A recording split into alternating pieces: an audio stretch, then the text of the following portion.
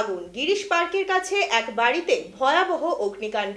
প্রথমে কালো ধোঁয়া লক্ষ্য করেন স্থানীয় বাসিন্দারা। দমকলে খবর দেওয়া হলে ঘটনাস্থলে পৌঁছায় দমকলের 2টি ইঞ্জিন।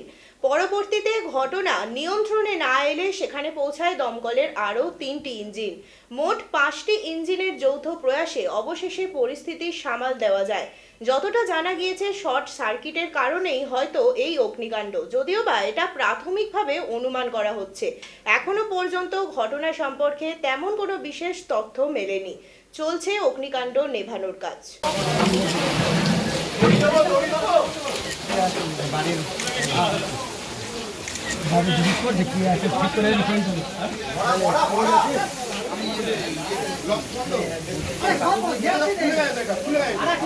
রেগুলেটরটা খুলে দে না, রেগুলেটরটা খুলে দে।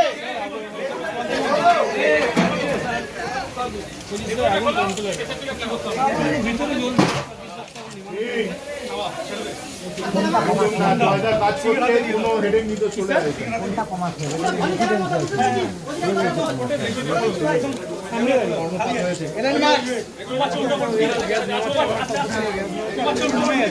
ডিএমজি তো কাছে হয়তো 5% আছে।